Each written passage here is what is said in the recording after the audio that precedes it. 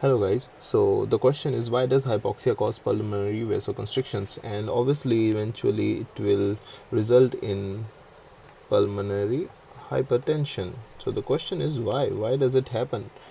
During hypoxia, at one place there will be pulmonary hypertension, and when we will see systematically there will be vasodilation. All right, seems quite interesting, right? Okay, so let's get into it. First of all, you need to have a concept about depolarization. Whenever you see there is going vasoconstriction or vasodilation occurring anywhere, you need to have this concept of depolarization. So what is depolarization? Whenever there is excess positive charge inside a cell, like it is accumulated inside, or there is like inflow of positive charges into a cell, which will lead to accumulation of positive charges inside, this will lead to vasoconstriction. Well, this is the basis. Okay, so nothing new here. And whenever there will be negative charges accumulated inside and obviously positive charges outside, it is called repolarization, and this will cause relaxation or vasodilation. All right, so I think I have made myself clear here about depolarization and repolarization. So now you have the concept. Okay, moving on regarding hypoxia. So now let's talk about potassium channels. See, you need to read physiology to understand these potassium, sodium, calcium, these different ion channels. You need to read this from physiology along with the gates.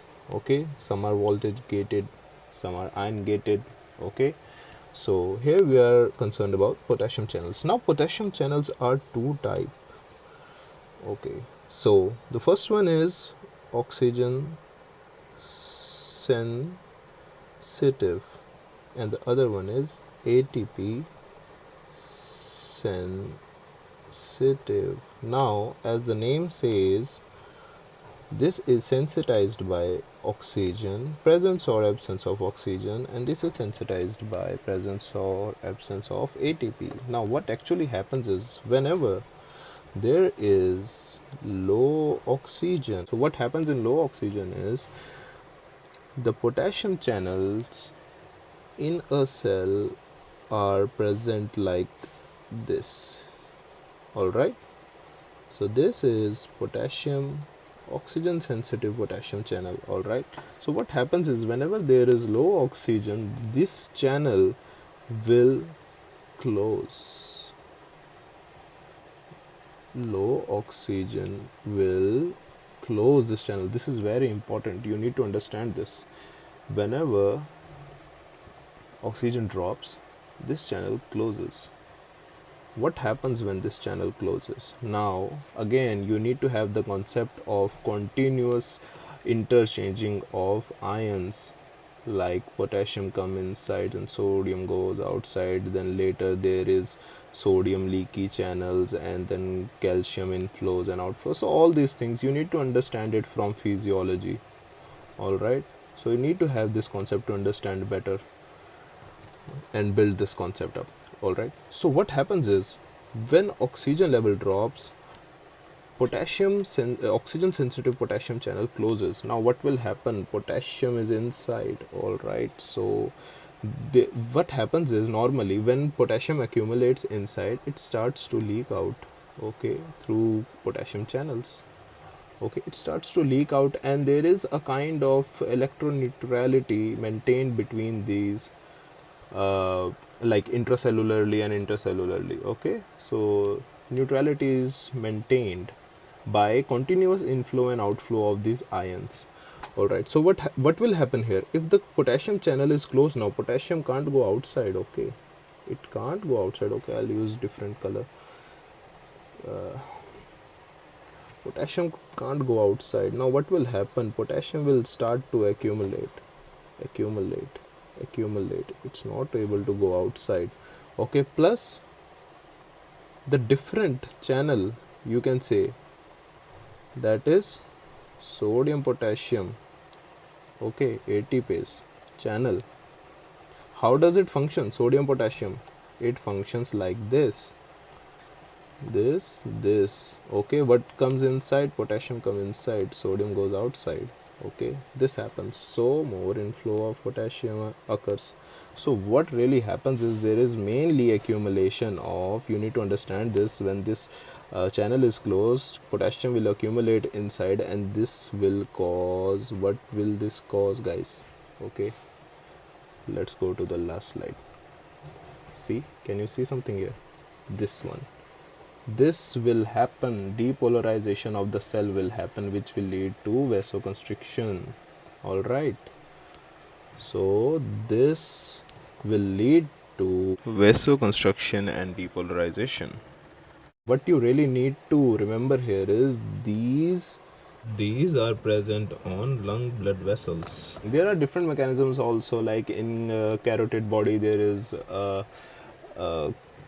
chemical sensitive channel, okay. So like those are different mechanisms, but this is the mechanism we really need to understand, why vasoconstriction happens. Now the second question is, why vasodilation in systemic flow? All right, okay, to understand this we need to learn a different kind of potassium channel now, which is potassium channel, which is sensitive to ATP. What does this mean? Whenever there is presence of ATP, this will close this potassium channel. All right, so only difference is O2 level when drops, it closes.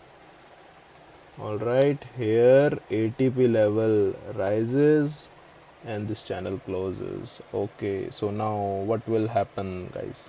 Whenever there is drop, okay, now you guys can understand this. Now when this increases, this channel closes, all right, and when this drops, ATP drops, this potassium channel will open, right? Is this right? Or it will remain to open? What will this lead to now? Very simple, as you guys have already understood. When this channel is open, okay, and there is potassium inside, the level of potassium, now again this is a basic concept from physiology, the potassium inside the cell is always more than outside, okay. Like there is 1 2 3 4 and there will be just one potassium here, okay. So what will happen, this will leak out from higher concentration to low concentration, and there will be potassium leaking outside. All right, so what will happen, there will be, when positive charges goes outside, negative charges will be here and positive will be here, okay. Again, very basic thing from physio. So now what is this? Can you recall something from this image? Okay, let me show you. All right, this thing, negative inside and positive outside, will call repolarization, and later, or this will result into relaxation or vasodilation. So therefore this will cause vasodilation. Simple. All right, this will cause vasodilation. But you need to remember, this ATP sensitive potassium channel is present in systemic blood vessels, and during hypoxia ATP drops. Alright, so ATP drops. When ATP drops, this will cause opening of potassium channels. They will remain to open, therefore there is continuous leakage. Now the question is, are these ATP sensitive potassium channel present anywhere else? Yes, they are present. Where? They are present at beta cells, guys. Of where do we find beta cells? And the questions came mostly from this topic. Where? Pancreas. Pancreas. Okay, so now, so what is the significance of this? Why do we need to know this? What happens is, now this is the beta cell of pancreas. Okay, pancreas, and there is potassium channel. Okay, potassium channel sensitive to ATP. What happens in when there is fed state?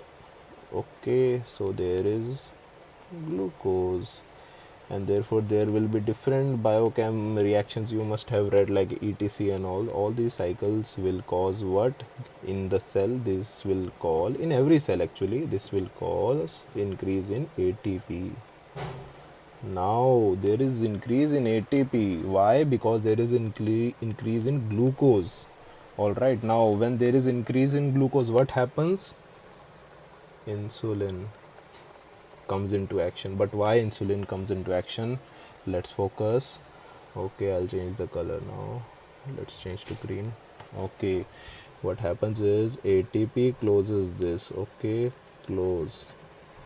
ATP closes this. What will happen? Yes, potassium will start to accumulate. It will start to accumulate, and what happens is there is insulin present already here. Okay, in the beta cell. Like this is like the major function of this cell, to make insulin. So what happens is there is accumulation of positive charge. So what happens is positive charge, as I taught you here, what happens is, which you need to revise from physio, okay, because I'm not going in that deep. So what happens is, you can see here I have marked somewhere calcium. I marked somewhere calcium. Okay, for suppose here is calcium. So what happens is there is calcium influx. Okay, during depolarization there is calcium influx. You need to understand this concept in synapse, during synapse or nerve transmission impulse. Okay, there is the major role of calcium. Okay, so what happens is this will cause depolarization, and there will be calcium influx. Along with calcium influx, what happens? There are SERCA proteins. SERCA proteins. What are these proteins? These are exocytosis proteins. Exocytosis proteins are these.